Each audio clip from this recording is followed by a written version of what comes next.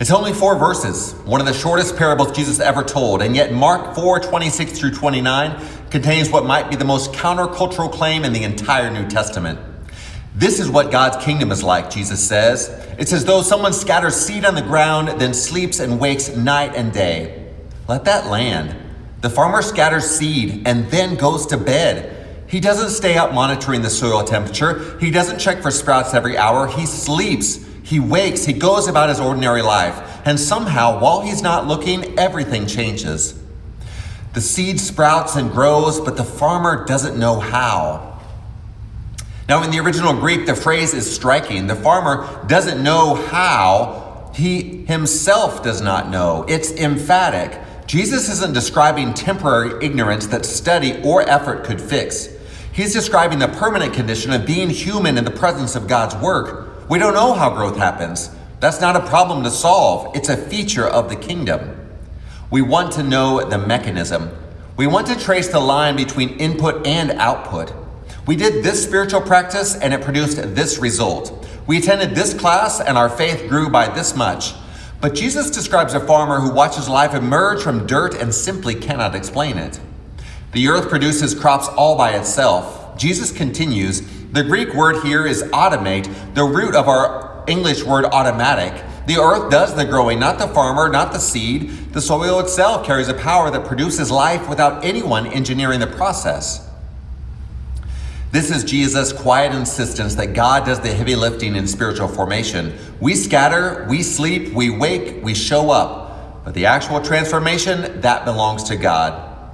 Now here's where the parable gets really interesting. Jesus describes a progression. First the stalk, then the head, then the full head of grain. 3 stages, each one distinct, each one necessary.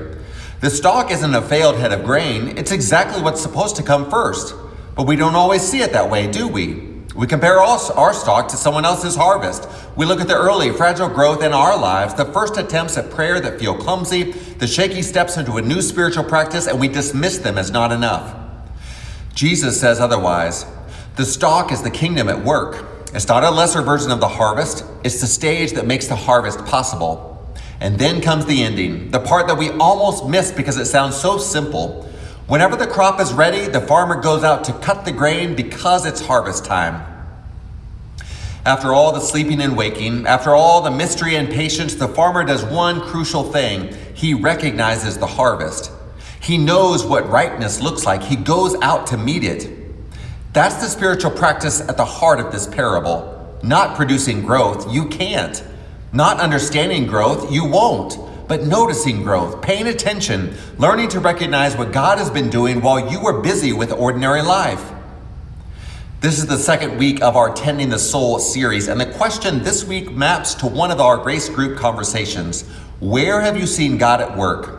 It's a noticing question. It asks you to look back over your week, your month, your year, and identify where life emerged from the dirt, where growth happened that you didn't manufacture and can't fully explain.